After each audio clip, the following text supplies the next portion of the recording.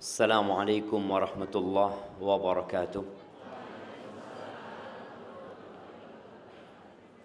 Alhamdulillah alladzi bi ni'matihi tatimmus salihat. Segala puji bagi Allah Jalla Jalaluh yang karena nikmatnya kebaikan-kebaikan menjadi sempurna. Ana tadi sempat tanya sama teman-teman bagaimana perkembangan umat Islam yang ada di Denpasar ini. Ana tanya apakah jumlah masjid bertambah? Sepertinya tidak. Ya, semoga Allah Azza wa Jalla memberikan hidayah kepada mereka yang belum mendapatkan hidayah, dan semoga kita yang ada di pulau ini menjadi percontohan muslim yang sebenarnya, sehingga orang-orang itu jadi tertarik dengan Islam tanpa mereka mendengarkan tentang Islam itu. Cukup melihat seorang muslimah berjalan, cukup melihat seorang muslimah bermuamalah, dia sudah tahu indah Islam itu. Tapi kalau ternyata sebagian kita membuat orang lain jadi masuk Islam, orang lain malah Islamophobia gara-gara sikap kita, maka kita harus mempertanggungjawabkan hal itu di hadapan Allah Azza wa Jalla. Kalau tadi disebutkan bapak-bapaknya suruh turun, seharusnya bapak-bapak nggak boleh naik. Orang kajiannya emak-emak jelas. Jadi kalau mengalah bukan mengalah, zalim bapak-bapak yang naik itu memang. Karena ana waktu dikasih tahu saat kajian sore khusus buat emak-emak. Ada apa bapak-bapak di sini? Ana masih lihat ada bapak-bapak di sini ini. Banyak banget panitianya. Ya, kita bersyukur kepada Allah atas nikmatnya. Tapi tadi ana sampaikan, kalau ternyata beberapa tahun ini belum ada tambahan masjid ya. Dan kita tahu Rasul sallallahu alaihi wasallam pada waktu di kota Mekah beliau nggak bisa bangun masjid. Tapi tatkala beliau hijrah ke kota Madinah, yang pertama beliau lakukan adalah binaul masjid. Membangun masjid. Karena itulah sentral kegiatan umat Islam. Allahumma salli wa sallim ala abdika wa rasulika sayyidina wa maulana Muhammadin wa ala alihi wa ashabihi ajma'in. Ya Allah, semoga salawat dan salam, berkah dan nikmat senantiasa Engkau curahkan untuk hamba kekasih-Mu, untuk baginda Nabi kita Muhammad alaihi salatu wassalam, untuk keluarga beliau, untuk istri-istri beliau, untuk putra-putri beliau, dan untuk seluruh sahabat Nabi. Semoga Allah meridhai kita bersama mereka. Amma ba'd. Ibu-ibu dipanggilnya apa di Bali? Mak-mak. Hah? Memet. Memet, Mimi. Kok banyak banget panggilannya? Ya, para akhwat al-muslimat rahimakunallah dan bapak-bapak yang di sini, ana tidak akan memanggil antum ya. Karena ana anggap antum tidak ada. Ya. Ibu-ibu yang tadi sudah datang, kenal nggak dengan yang di kanan dan di kirinya?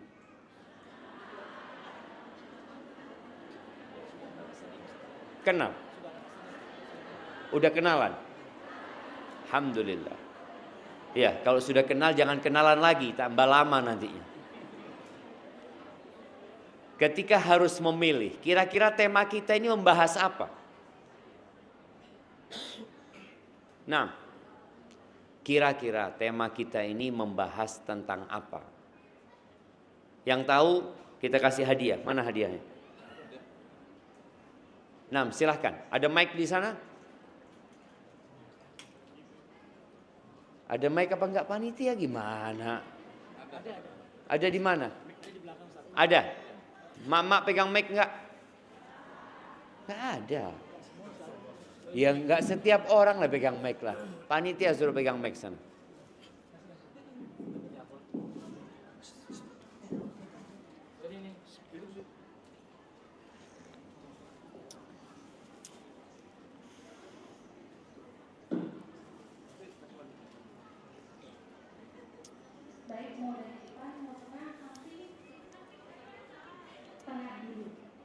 Oke, tengah dulu. Bismillah.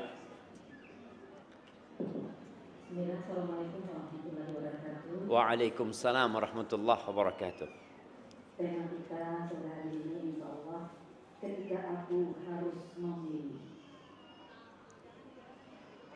Iya, kasih hadiahnya. Memilih apa? Tentang kebaikan atau keburukan, antara kebaikan dan keburukan. Antara kebaikan dan keburukan. Oke, nggak apa-apa, kasih hadiah. Baik, yang lainnya sepertinya panitia bukan mau itu. Bukan ketika harus memilih antara kebaikan dan keburukan. Ada yang tahu? Kira-kira, nggak apa-apa.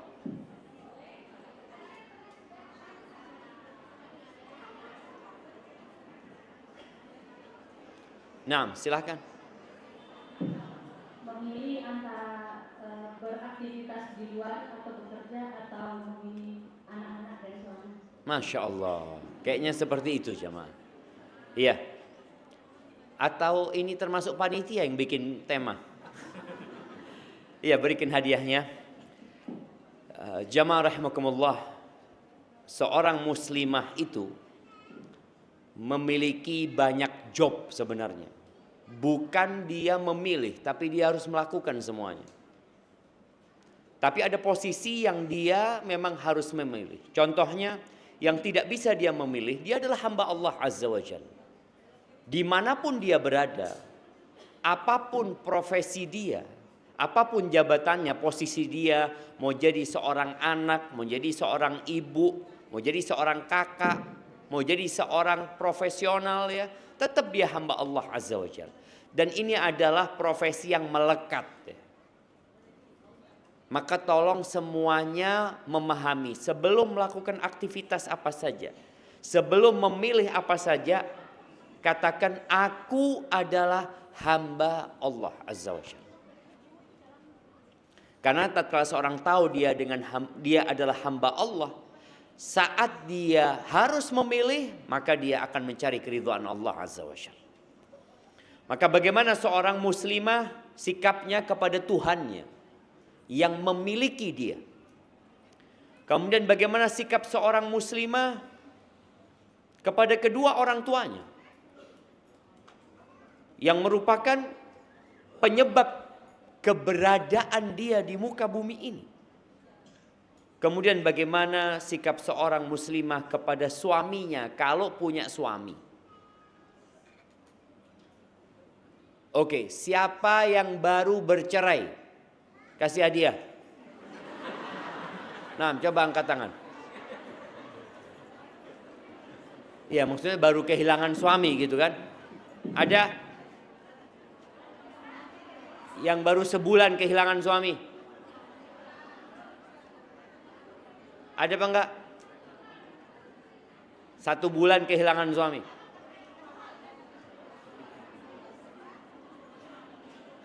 Panitia tolong jawab, ada enggak? Oh ada, Masya Allah. Ya kasih hadiah sama dia. Kadangkala kehilangan suami karena memang ya dia harus memilih. Tetap menjalani hidup bersama laki-laki tersebut atau berpisah karena memang visi dan misinya udah berbeda. Atau kadangkala perempuannya yang memang bermasalah, yang kemudian dia diceraikan oleh suaminya.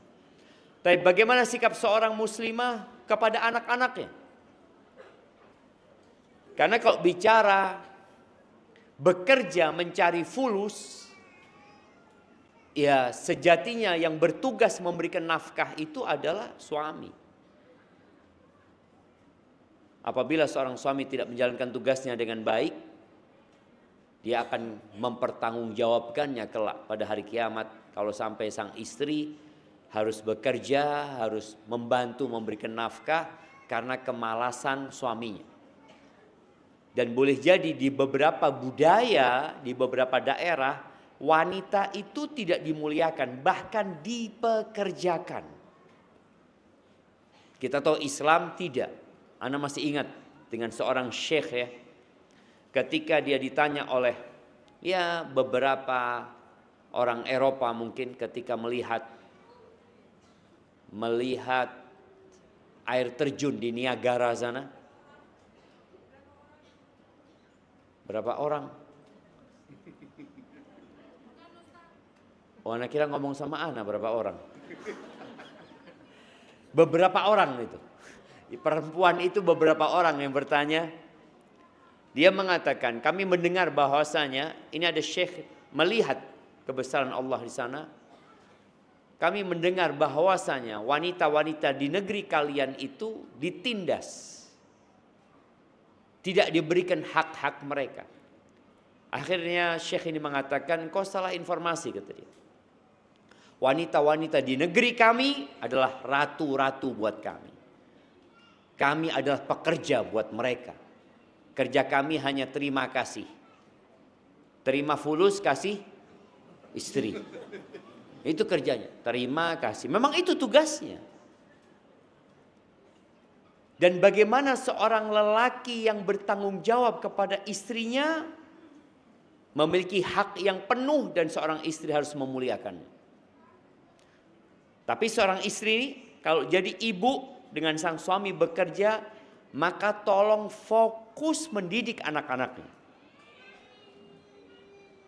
Kemudian bagaimana seorang muslimah ketika hidup bersama ipar-iparnya, bersama mertuanya. Karena seringkali masalah terjadi bukan antara suami istri, tapi antara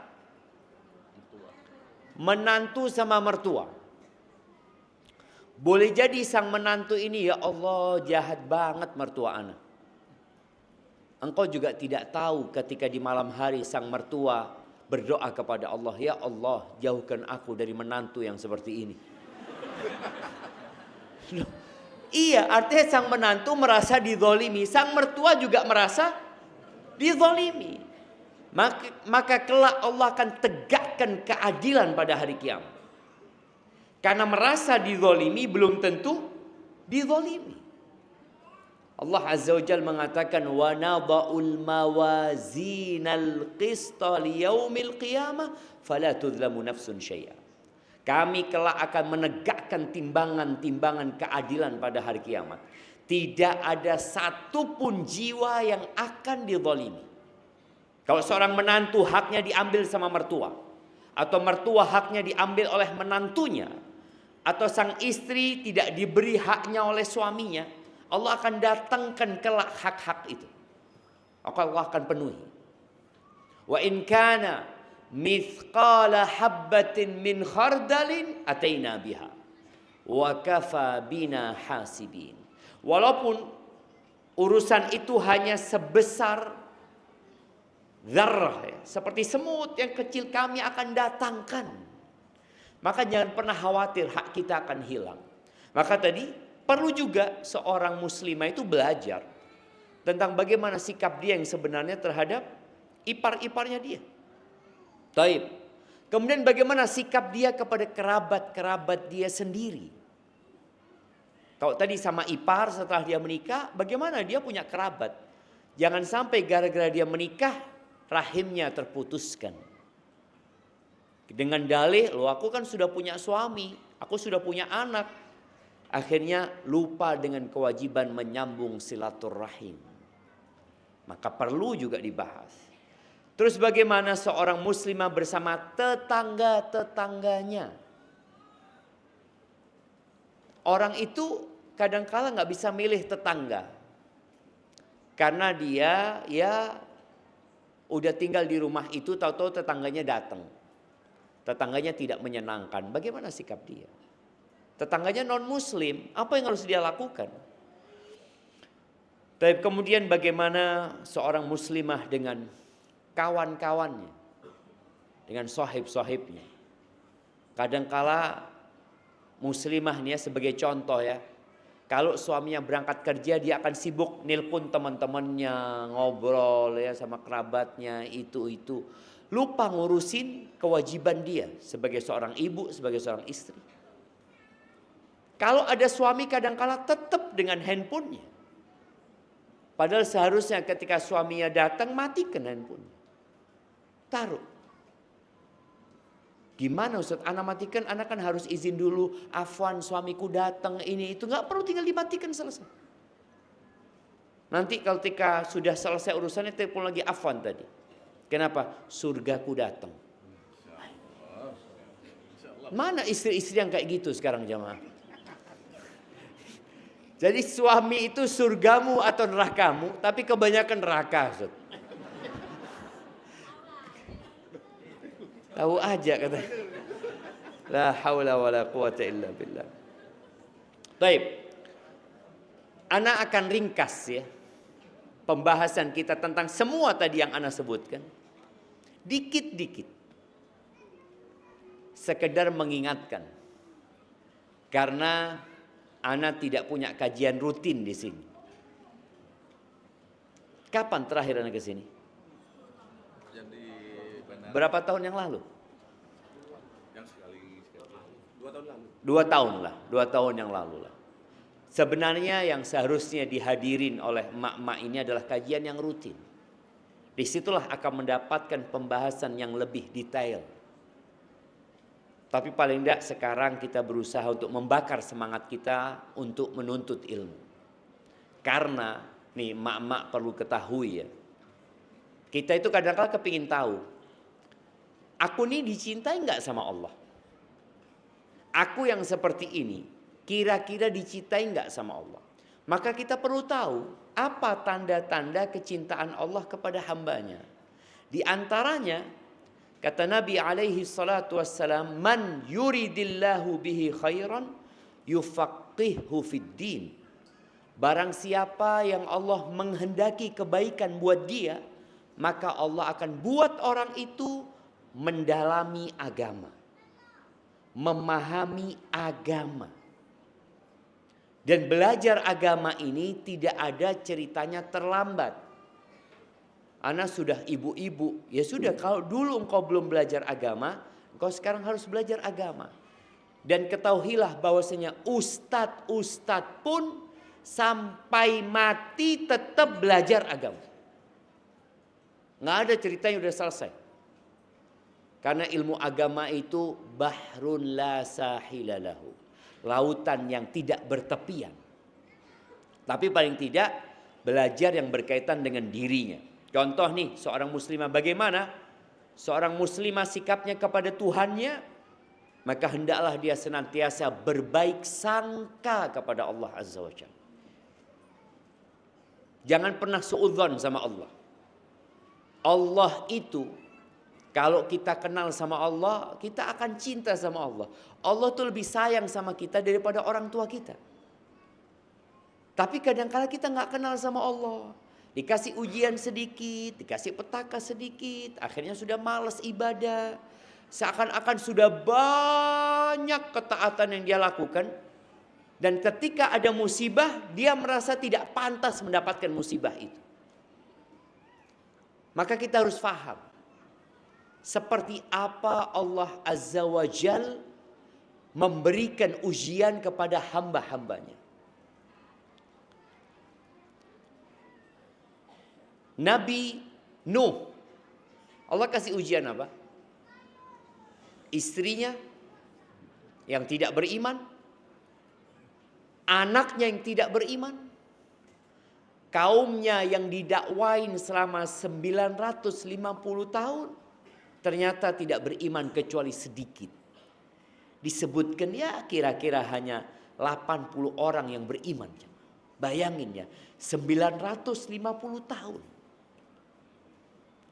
Bagaimana Nabi Ibrahim alaihissalam, Khalilur Rahman, kekasihnya Allah. Beliau itu ingin punya anak. Tiap hari dan di waktu-waktu mustajab beliau mengatakan, Rabbi habli minas salihin. Sampai umur 86 tahun baru dikasih anak. Sebagian ibu-ibu 5 tahun menikah nggak punya anak. 10 tahun menikah nggak punya anak. Akhirnya mulai putus asa. Mulai berburuk sangka sama Allah, mengatakan kayaknya memang Allah nggak kasih anak sama aku. Akhirnya dia berhenti berdoa. Bayangin ya, Nabi Ibrahim alaihissalam tidak ada ceritanya berhenti berdoa. Nabi Zakaria, bagaimana ketika beliau memanggil Allah dengan panggilan yang hening, yang senyap ya, yang penuh dengan ketundukan kepada Allah. Beliau mengatakan, inni wahanal azmu minni washta'ala ar-ra'su syaiba walam akun bidu'aika rabbi syaqiyya. Ya Allah, tulangku sudah lemah ya Allah. Rambutku sudah menyala dengan uban. Dan aku gak pernah kecewa dengan berdoa memohon kepadamu ya Allah. Bayangin ya, ketika itu Nabi Zakaria disebutkan umurnya 100 tahun. Beliau mengatakan gak pernah aku kecewa dengan berdoa kepadamu ya Allah. Sebagian kita merasa kecewa. Aku sudah doa Ustaz. Berapa tahun berdoa? 7 tahun.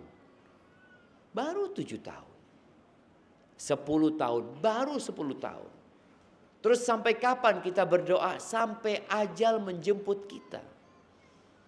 Allah Azza wa Jalla mengatakan, Ud'uni astajib lakum. Berdoalah kalian kepadaku, pasti aku kabulkan.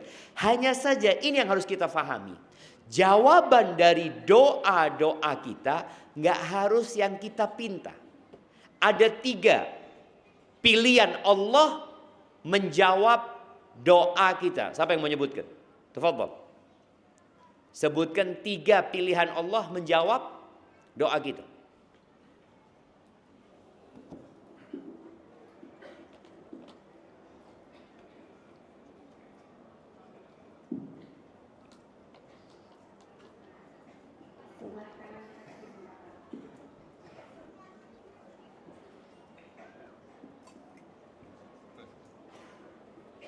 Naam, silahkan.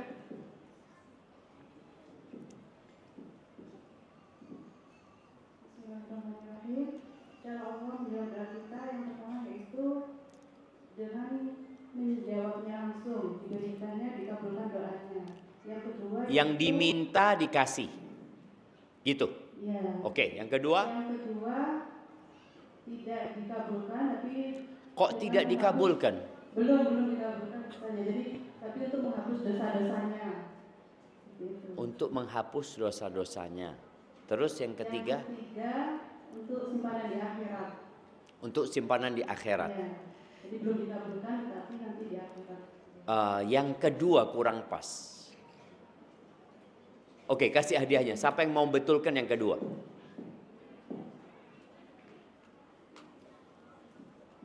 Yang kedua sama Allah ditunda untuk dikabulkan. Ditunda tadi kan udah disebutkan. Yang ketiga? Yang ketiga di akhirat tadi kan? Dikabulkan saat di akhirat. Itu kan ditunda berarti. Bukan itu. Yang kedua tadi untuk menghindari dari bala. Oke, siap. Jazakillah khairan. Nah, jadi pilihan Allah itu dikasih, diganti, disimpan. Ya, dikasih yang diminta. Jawaban Allah. Yang kedua diganti. Minta mobil, Allah kasih keselamatan dia dari ditabrak sama mobil. Allah selamatkan dia dari bencana yang setara dengan doa dia. Maka seringkali kita ini selamat dari bala bukan karena kita doa minta dihindarkan dari bala itu, tapi boleh jadi karena doa-doa kita minta sama Allah sesuatu, tapi yang kita minta ternyata diganti sama Allah. Yang ketiga disimpan. Jadi apa? Dikasih, diganti, disimpan. Ketika sahabat mendengarkan itu, Umar mengatakan radhiyallahu anhu, idzan nukthir. Kalau begitu kita banyak-banyak doa aja, nggak ada ruginya doa. Nabi SAW mengatakan Allahu Akbar. Allah akan kasih lebih banyak lagi. Maka tolong di antara sikap seorang muslimah kepada Tuhannya, selain tadi dia beribadah kepada Allah, taat sama Allah, hendaklah dia berbaik sangka sama Allah. Allah itu lebih sayang sama kita daripada kedua orang tua kita. Coba nanti dibaca akhir surat Al-Hasyr. Ketika Allah mengenalkan dirinya kepada kita, Allah mengatakan, Huwallahu alladzi la ilaha illahu alimul ghaibi wasyahadah huwar rahmanur rahim. Dialah Allah, tiada yang berhak disembah kecuali Allah. Allah mengetahui dengan yang nyata dan dengan yang tersembunyi. Allah tahu dengan yang nyata, dengan yang gaib. Dan dialah Allah yang maha pengasih, maha penyayang. Huwallahu alladzi la ilaha illahu al-malik al-quddus as-salam al-mu'min al-muhaimin al-aziz al-jabbar al-mutakabbir subhanallah amma yusyrikun. Tuh, Allah memiliki sifat-sifat yang mulia kayak gitu. Allah itu Al-Jabbar, yang menundukkan segala sesuatu. Allah lah yang ngobatin orang yang sakit. Allah lah yang menghibur kesedihan seorang hamba. Allah lah yang menjadikan orang yang sedang berduka kemudian berubah dukanya menjadi suka. Allah Azza wa Jalla yang membuat orang-orang yang awalnya menangis tahu-tahu tertawa. Kenapa dia kok bisa tertawa sekarang? Allah Azza wa Jalla. Maka kadang-kadang kita lupa, Al-Malik, Allah itu pemilik semuanya. Rumah kita milik Allah, Pulau Bali ini milik Allah Azza wa Jalla, negeri ini milik Allah Azza wa Jalla. Terus kenapa kita susah untuk minta sama Allah Azza wa Jalla? Dan yakin, fa inna ma'al usri yusra. Inna ma'al usri yusra. Apapun kondisimu, maka ingat, bersama kesulitan itu ada kemudahan. Allah ulangi lagi, inna ma'al usri yusra. Sesungguhnya bersama kesulitan itu ada kemudahan. Jadi kalau engkau sedang sulit sekarang, gembiralah. Loh, sulit kok gembira, Ustaz? Loh, yusra mau datang. Ketika engkau sedang senang, boleh jadi kesulitan akan datang. Jadi ketika engkau sulit, disitulah engkau berbaik sangka sama Allah. Datang nih. Datang. Yakin. Tapi sebagian kita nggak yakin. Maka kemudian kemudahan itu nggak datang. Kenapa? Karena kata Allah Azza wa Jalla dalam sebuah hadis qudsi, Ana inda dhanni abdi bi. Aku tuh kata Allah tergantung prasangka hambaku kepadaku. Karena perempuan ini kadang-kala menghayalkan yang buruk-buruk ya. Nanti gimana kalau kayak gini? Nanti gimana kalau gini? Betul ibu-ibu? Betul, mama itu kayak gitu. Cobalah nanti bagaimana kalau baik kayak gini? Jadinya baik. Nanti kalau gini, alhamdulillah. Kalau gini, alhamdulillah. Jadi berbaik sangka sama Allah Azza wa Jalla, bukan berburuk sangka sama Allah Azza wa Jalla. Itu berkaitan dengan satu poin bagaimana sikap kita kepada Allah Azza wa Jalla. Bagaimana seorang muslimah? Ada satu pembahasan yang ana lupa. Muslimah terhadap dirinya. Terhadap diri dia sendiri. Sebelum kita bicara bagaimana dia sama orang tuanya. Karena Nabi SAW mengatakan, wa inna li nafsika alaika haqqa. Dirimu itu punya hak. Jadi seorang muslimah harus tahu, loh aku ini harus memperhatikan diriku. Iya. Yang pertama, perhatikan tubuhnya. Tubuh itu titipan dari Allah Azza wa Jalla. Para ulama menyebutkan bahwasanya al-jismu itu markabun ilallah. Kendaraan menuju kepada Allah. Allah kasih tuh fisik nih sebagai kendaraan. Ada sebagian orang yang tidak menjaga fisiknya. Biasanya kalau masih gadis, berapa beratnya? 48. Insya Allah. Tinggi 160, beratnya 48. 1 tahun menikah 84.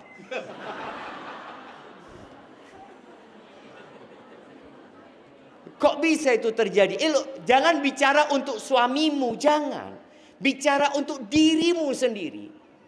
Seorang yang tidak menjaga tubuhnya, maka tubuhnya akan rentan dengan penyakit, cepat capek, cepat lelah, ibadah pun sulit ya. Karena dia tidak menjaga tubuhnya. Maka nanti kita akan ditanya tentang amanah yang Allah berikan kepada kita. Maka tolong makanannya dijaga. Apakah perempuan perlu berolahraga? Ya di rumah perlu dia bekerja. Sekarang ini memang wanita itu kenapa banyak yang berpenyakitan. Bukan wanita aja sebenarnya. Laki-laki juga. Karena semuanya sudah dilakukan tanpa keluar tenaga. Dulu orang nyuci, Masya Allah jemaah. Sama tangannya dia nyuci ya. Subhanallah. Ketika dia mau masak itu harus ngidupin kompor. Apalagi kompor yang sumbu itu. Anak kalau sama emak anak dulu, rahimahullah, hidupin kompornya. Jadi mau masak itu nunggu ngidupin kompornya dulu. Sekarang gleks. Hidup sudah. Mau masak nasi butuh proses panjang. Sekarang tinggal ngukur sama selesai. Apa lagi? Nyuci, air, nimba orang dulu. Makanya kenapa sehat-sehat mereka. Sekarang nggak ada, buka keran, keluar airnya. Dan ternyata harus ada yang dibayar. Apa yang dibayar? Kesehatan kita yang jadi taruhan. Sehingga perlu waktu khusus untuk olahraga. Orang dulu nggak perlu. Waktu olahraga nggak perlu karena hidupnya sudah olahraga. Olahraga itu kan artinya menggerakkan tubuh kita sebenarnya. Ketika tubuh kita sudah bergerak, sudah cukup. Sekarang 100 meter naik motor listrik. Tidak ada jalan sekarang. Sampai anak-anak kita pun seperti itu. Dan nanti 30 tahun ke depan anak-anak itu akan sering ke rumah sakit. Ketika dia tidak bergerak. Pada saat dia harus bergerak, kita dulu waktu kecil. Allahu Akbar. 2-3 kilo. Anak waktu SMA dulu Masya Allah 10 kilo jalan kaki ke kampus. Ke sekolahan jalan kaki sudah. Dan gak ada mengeluh. Disuruh orang tua berangkat jalan kaki. Sekarang semuanya pakai kendaraan. Di rumah permainan anak-anak dulu jangan ditanya. Lari sana, lari sana. Sekarang jarinya pencet sana, pencet sini. Ketika di check up semua tubuhnya, yang paling sehat jempolnya. Ini jempolnya paling bagus. Iya, kalau mak-mak mungkin jarinya ya. Karena suka scrolling gitu kan. Seret, seret. Jadi, sudah shopping, scrolling, pencet, set. Masuk keranjang, seret. Alhamdulillah. Kalau masih masuk keranjang masih bagus lah. Belum check out ya, belum masuk keranjang nggak apa-apa. Kalau sudah check out itu yang bahaya. Maka tolong tadi perhatikan tubuhnya. Karena sekali lagi tubuh itulah yang menjadi kendaraan dia menuju kepada Allah Azza wa Jalla. Kemudian perhatikan akalnya dengan cara senantiasa menuntut ilmu dan apa yang harus dipelajari, bacalah Al-Qur'an dan perhatikan jiwanya. Sekarang ini banyak orang, menurut WHO itu disebutkan ya, mungkin setahun 2 tahun yang lalu, 1 miliar penduduk bumi ini bermasalah kesehatan mentalnya. Bermasalah. Apa penyebabnya? Ternyata penyebabnya adalah medsos, handphone, dia depresi, apalagi kalau sudah bicara beberapa tahun yang lalu ya, Ana masih sering melihat, sekarang sudah mulai kurang ya. Kadangkala perempuan di pinggir jalan ya naruh HP terus goyang-goyang. Ana ngomong, ya Allah, pinggir jalan ini. Kalau mungkin di rumahnya mau ini di pinggir jalan jemaah.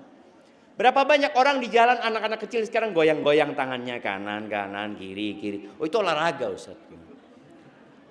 Maka tolong perhatikan mentalnya, bagaimana ruh ini harus Tadi kalau kita harus memilih kesehatan mana yang kita pilih, kesehatan fisik atau kesehatan ruh, ya dua-duanya seharusnya. Tapi ruh lebih penting. Dan ruh kita ini butuh makanan sebagaimana fisik kita butuh makanan. Makanan ruh kita adalah zikrullah tabaraka wa ta'ala. Ala bi zikrillah tatmainnul qulub. Makanya kalau sudah ibu-ibu ini atau anak perempuannya sudah banyak pikiran, suruh duduk, nak, duduk di sini, nak. Coba engkau baca subhanallah wa bihamdihi subhanallahil azim 100 kali. Jangan engkau pindah dari situ sampai selesai. Seperti orang makan. Orang kalau makan 1 sendok kemudian dia pergi, ya enggak pas buat tubuhnya. Lo selesaikan dulu makanan. Bahkan orang kalau makan itu ada apa, mukaddimah itu bahasa restonya apa? Apa? Appetizer. Oh, appetizer. Mukaddimah. Habis mukaddimah main course. Habis gitu khatimah. Bayangin makan aja untuk tubuh, ada mukaddimah, ada isinya, kemudian baru khatimah. Zikir enggak. Baru 10 kali udah tinggal masak, ditinggal ini, tinggal duduklah. Duduk zikir. Rasulullah sallallahu alaihi wasallam sekali duduk beliau mengatakan Rabbighfirli wa tub alayya innaka antat tawwabur rahim 100 kali. Sekali duduk. Kita kan kadang-kala kemana-mana. Kan boleh Ustaz zikir sambil jalan. Boleh, sahih. Zikir sambil tiduran boleh. Bahkan Allah menyebutkan tentang orang-orang yang cerdas itu.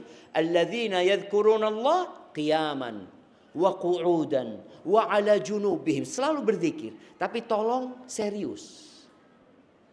Zikir. Itu untuk memperhatikan ruh kita. Semakin kita dekat sama zikrullah, semakin sehat jiwa kita. Karena udah janji Allah. Alladzina amanu wa tatma'innu qulubuhum bi dzikrillah. Ala bi dzikrillahi tatma'innul qulub. Dengan berzikir kepada Allah, hati akan menjadi tenang. Ingat.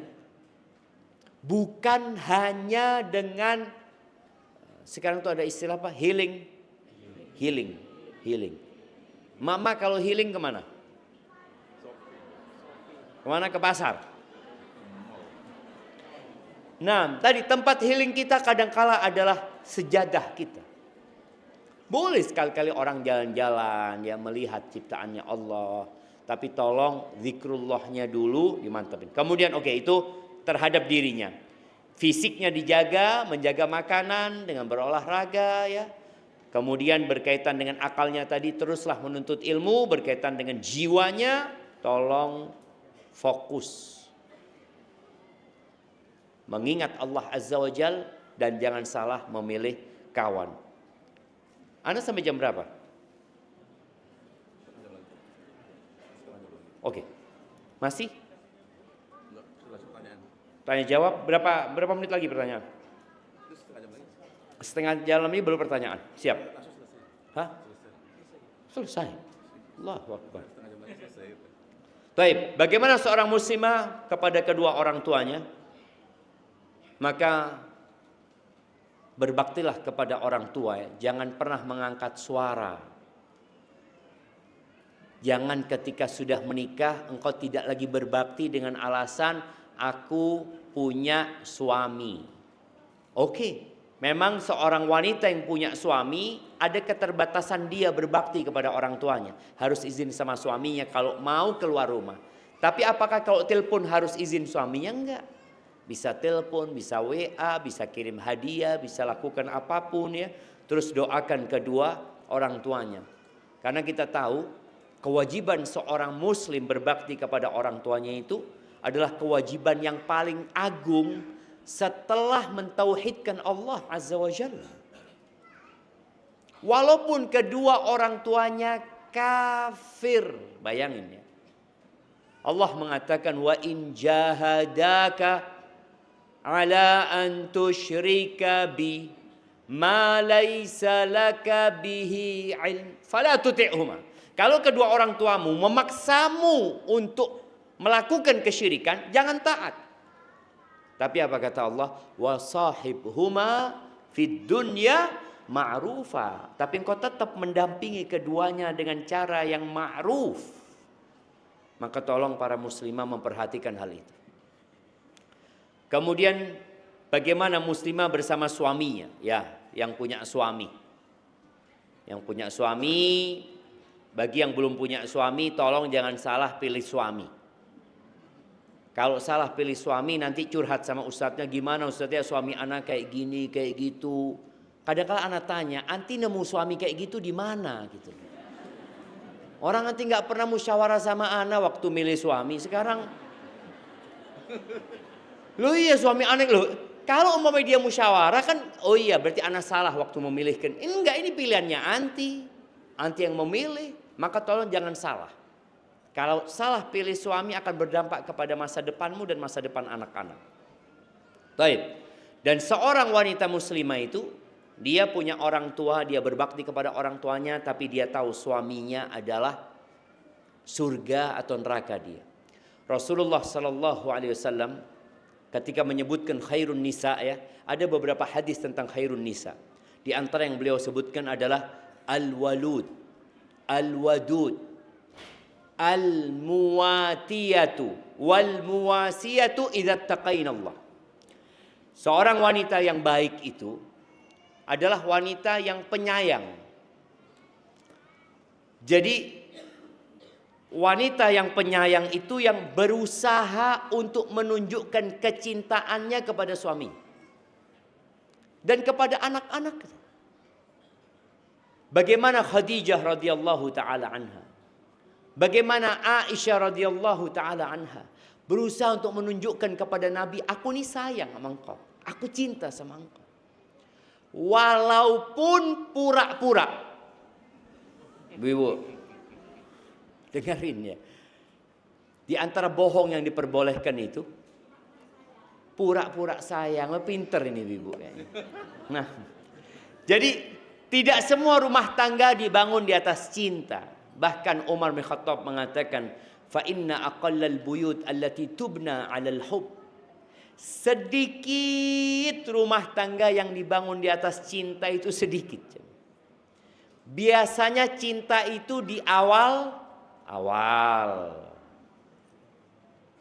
bulan pertama, 2 bulan pertama. Ya, setelah 1 tahun masih adalah cinta. Kemudian setelah 2-3 tahun yang ada kesian. Kesian, apalagi kalau sudah tua-tua ya. Ada emak-emak itu ya, kalau suaminya mati, dia bukan innalillah, dia alhamdulillah. Dia merasa keberadaan suaminya adalah musibah, matinya adalah nikmat. Alhamdulillah Ustaz, ana ngurusin orang tua itu Ustaz, capek Ustaz. Ada yang seperti itu jemaah. Maka tolong perhatikan.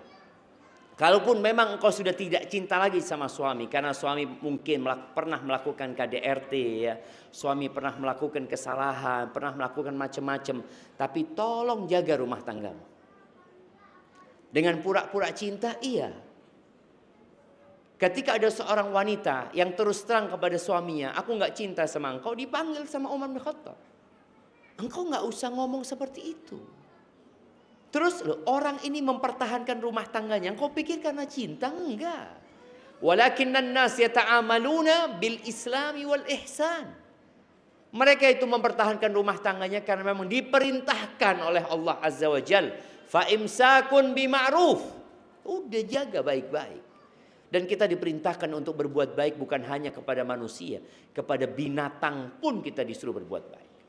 Maka tolong di antara cara agar seorang istri bisa terus mencintai suaminya adalah dengan melihat kepada kelebihannya.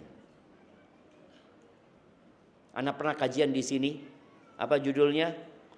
Hujan setahun dihapus dengan kemarau sehari. Nah, itu sifat perempuan. Iya. Perempuan itu sulit untuk berterima kasih sama suaminya. Betul ibu-ibu? Salah. Kodrar ya. Iya. Ana itu lebih percaya sama Rasulullah sallallahu alaihi wasallam daripada sama mak-mak. Nabi alaihi salatu wasallam mengatakan itu. Lau ahsanta ila ihdahunna dahr, kata Nabi SAW. Kalau engkau berbuat baik sama dia setahun, terus engkau melakukan satu kesalahan, apa kata perempuan ini? Ma ra'aitu minka khairan qat. Enggak pernah engkau bikin aku seneng. Setahun seneng jamaah. Itu yang terjadi. Dan wanita ini, ana mau tanya, yang bisa jawab kita kasih hadiah. Perempuan itu lebih kuat bersabar apa lebih mudah bersyukur? Yang mau jawab kasih mic-nya. Nah, udah nggak perlu dikasihkan. Sabar. Sabar mereka, kalau syukur sulit. Sabar Ustaz, sabar. Dan memang seperti itu. Kenapa dia berpikir sabar? Karena dia tidak melihat kepada kebaikan. Yang dia lihat musibah suami anak ini, Ustaz, ya Allah. Maka tolong tadi, jadilah yang penyayang. Kemudian al-walud.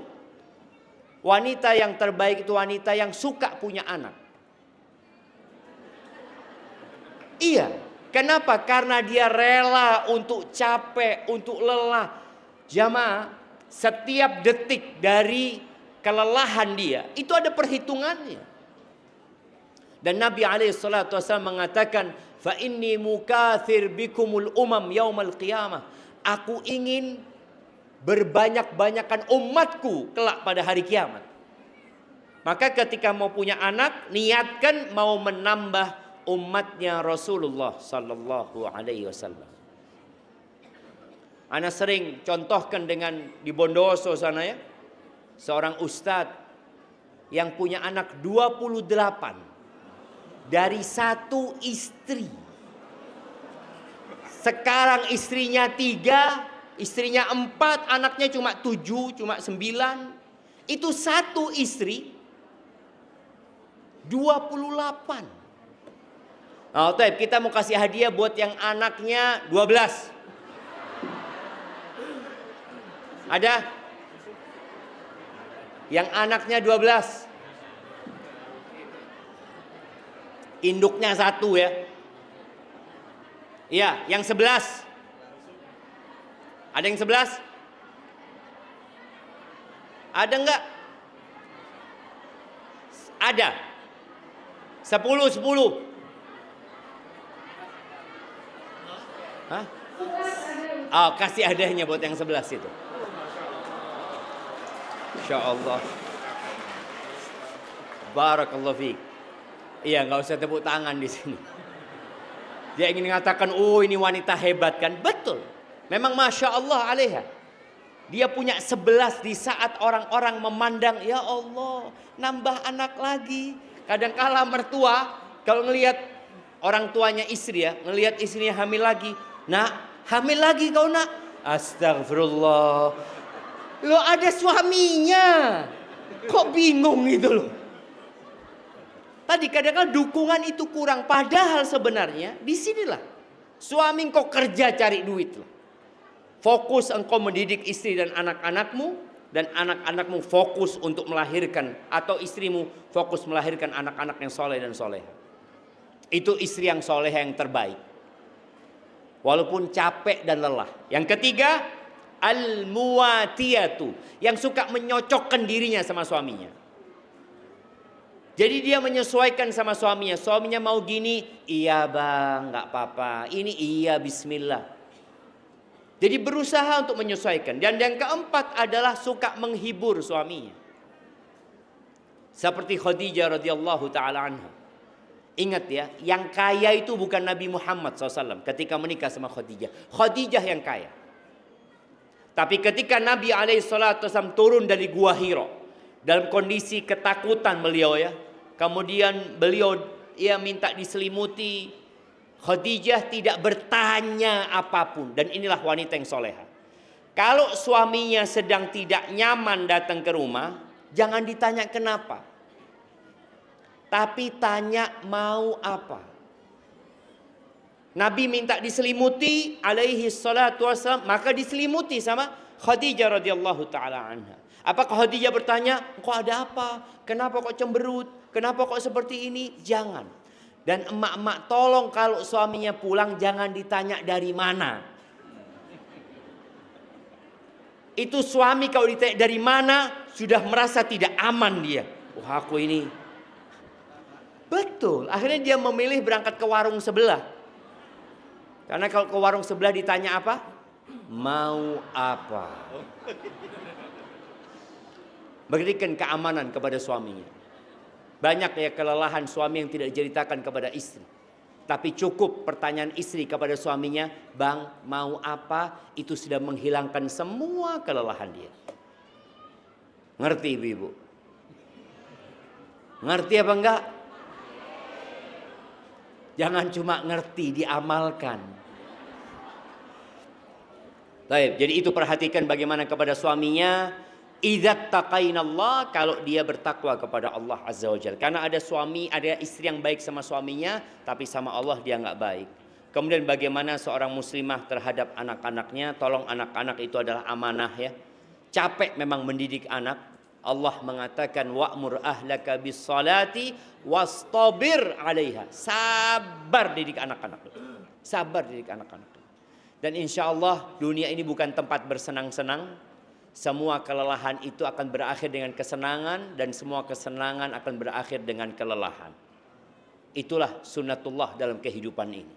Barang siapa yang awal kehidupannya itu penuh dengan perjuangan, maka akhirnya akan penuh dengan kenyamanan. Dan barang siapa yang awal kehidupannya santai, berleha-leha, maka dia akan kehilangan waktu bersenang-senang yang sebenarnya. Barakallahu fiik. Ini sudah ada pertanyaan. Masya Allah, udah dipilah sama tuh. Satu-satu kasihkan ke Ana. Nah, Ana izin minum dulu jamaah ya.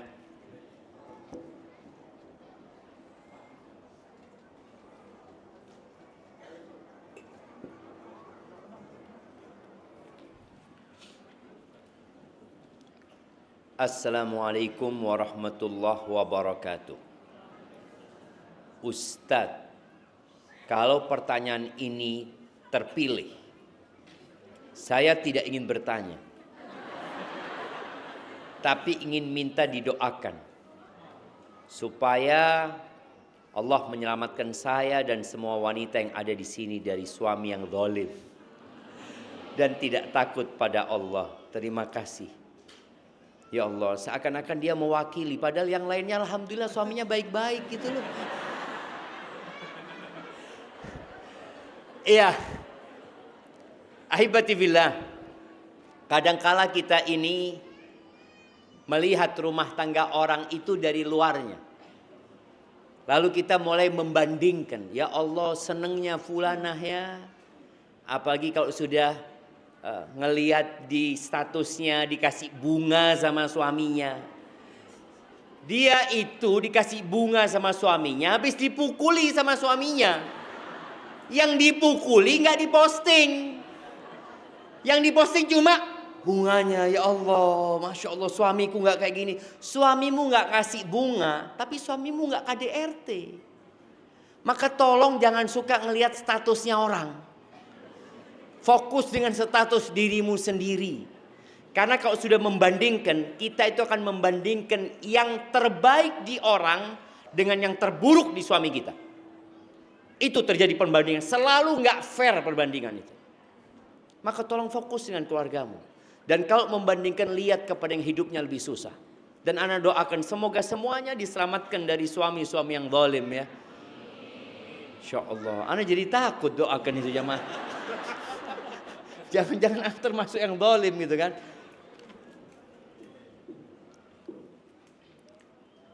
Ustadz, bagaimana bila istri memilih untuk bekerja di luar, padahal suami sudah memenuhi nafkah tanpa kurang, dengan alasan saya sebagai istri sudah terbiasa bekerja 9 tahun, kantoran, dan tidak terbiasa di dalam rumah.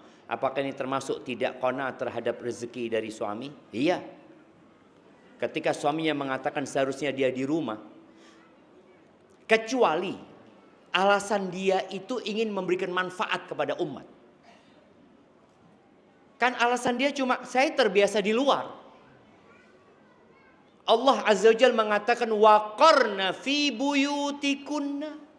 Kalian hendaklah tinggal di rumah-rumah kalian. Wala tabarrujna tabarrujal jahiliyatil ula. Kalau harus keluar, ya keluar tapi jangan tabarruj. Seperti orang-orang jahiliyah yang terdahulu.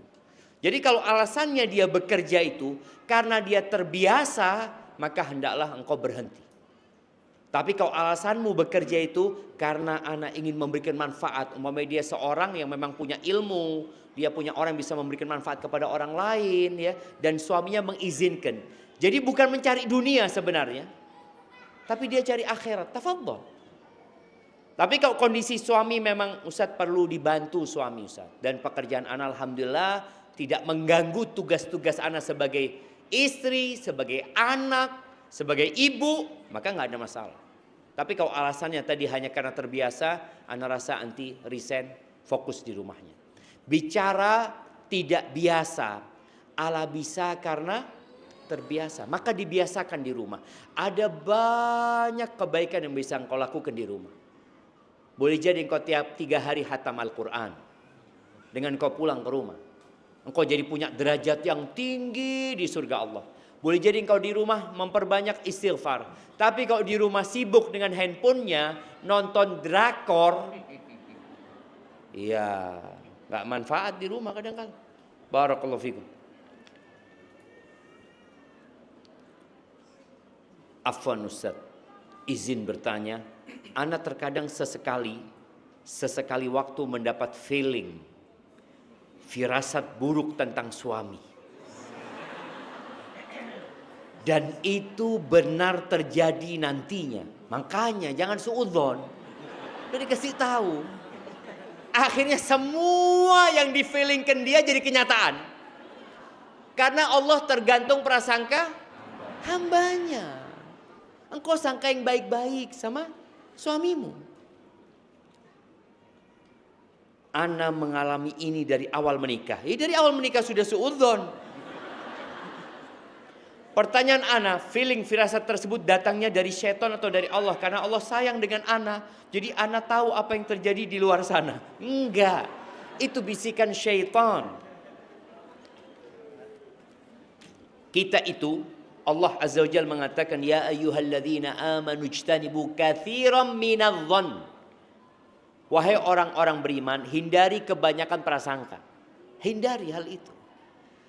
Jadi kalau ada bukti baru kita bisa mengatakan iya. Tapi kalau hanya prasangka, kalau engkau berprasangka, jangan kemudian engkau cari tahu. Karena biasanya perempuan tuh kalau sudah ada firasat, mulai dia kayaknya mulai HP-nya dibuka, ya, dipasangi GPS di tasnya suami, di motornya suami, bayar Intel, tolong ikutin. Jangan berprasangka yang baik. Titipkan suamimu kepada Allah Azza wa Jalla. Dan engkau jaga Allah di rumah. Dengan cara memperbanyak istighfar, ya. Insya Allah suami dijaga. Tapi kalau engkau dibisikin yang macam-macam kemudian engkau mengikuti, boleh jadi menjadi kenyataan. Dan rata-rata seperti itu. Maka tolong berprasangka yang baik sama suaminya. Dan layani suami dengan baik. Tolong layani suami dengan baik. Karena perempuan kalau sudah ada prasangka, biasanya dia tidak akan melayani dengan baik. Dia mulai akan bertanya yang tidak-tidak sama suaminya. Bang, dari mana engkau bang? Jujur bang ya. Waduh, ini di persidangan sudah. Jujur bang, aku sumpah engkau dengan nama Allah. Allahu Akbar. Jangan, layani suamimu dengan baik ya. Hormati dia. Dan insya Allah engkau akan mendapatkan kebahagiaan di rumahmu tanpa tahu apa yang dilakukan suami di luar sana. Sambil didoakan. Katakan kepada suamimu, bang, kita insya Allah siap menahan lapar. Tapi kita nggak siap menahan api neraka. Tolong jagalah Allah di sana. Ya udah. Dengan cara seperti itu insya Allah dijaga rumah tangganya. Barakallahu fikum.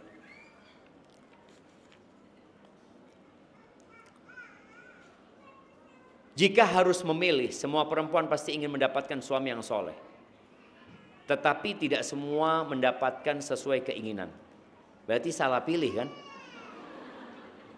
Bagaimana cara kita jika ingin suami kita menjadi imam yang baik tanpa terlihat menggurui dan merendahkan suami, dan tetap terlihat santun sehingga suami bisa menjadi imam yang baik?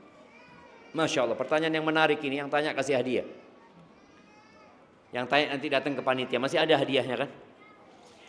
Ya, kalau sudah terlanjur, artinya dia memilih suaminya sudah baik. Kriterianya seperti yang disebutkan Rasulullah SAW, agama dan akhlaknya. Tapi ternyata di tengah jalan suaminya berubah.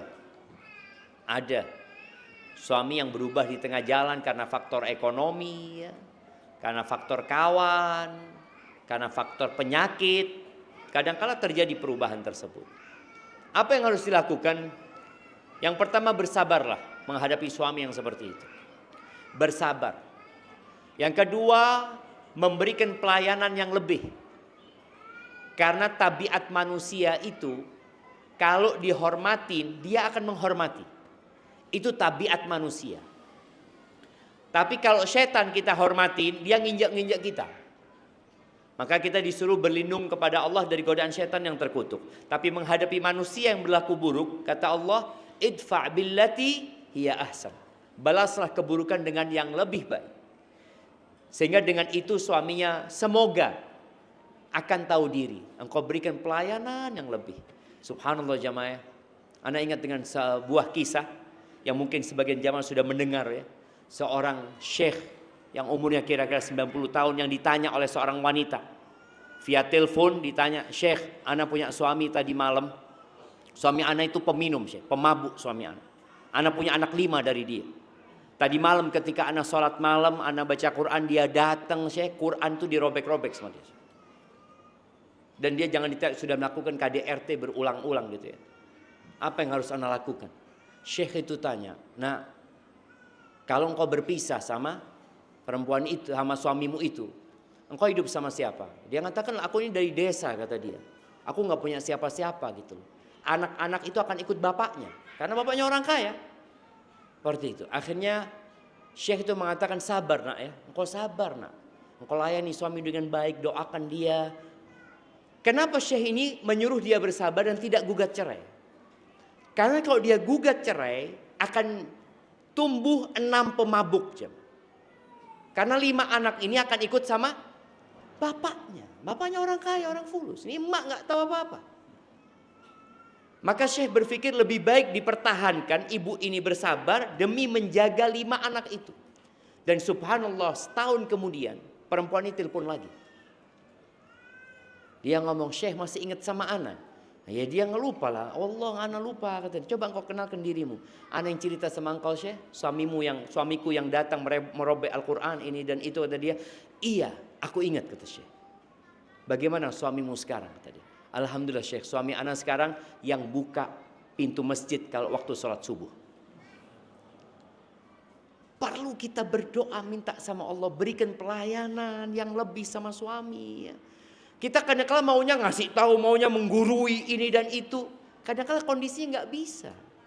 Maka teruslah berkhidmat, lebihkan khidmatmu kepada suami sampai suami akhirnya malu. Dia sudah zalim tapi istrinya terus berbuat baik sama dia. Semoga dengan cara seperti itu ya suamimu menjadi lebih baik lagi ya. Barakallahu fikum.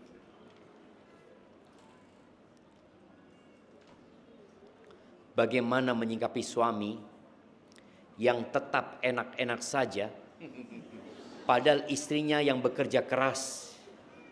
Ini bukan suami saya. Karena suami saya sudah top banget. Ana cuma ikut gemes saja.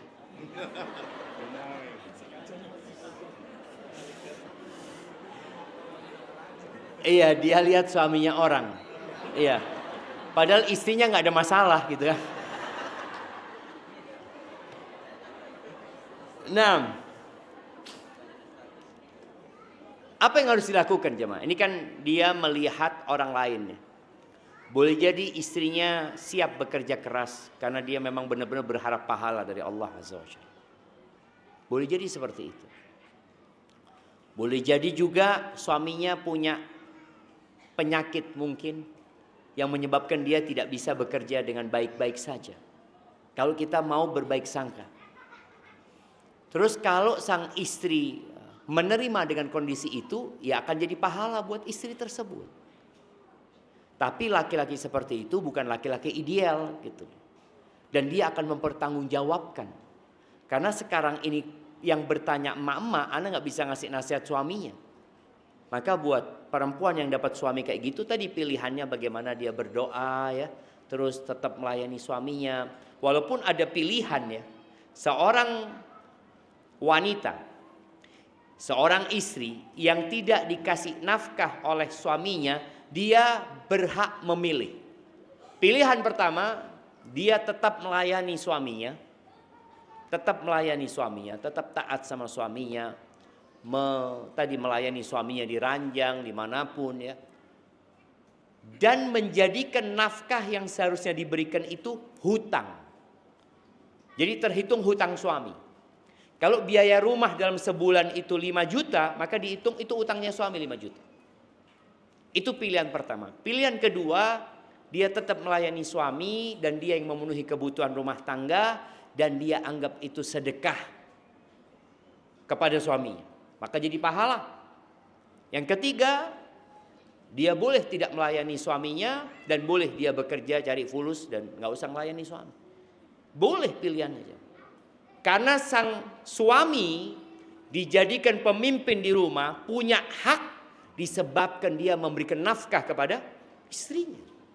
Kalau istrinya nggak dikasih nafkah, lalu istrinya disuruh bekerja, masih dia harus melayani suaminya, nggak fair yang seperti itu. Maka dia punya hak untuk tidak melayani suaminya. Dan dia punya hak untuk cari fulus bekerja demi hidup.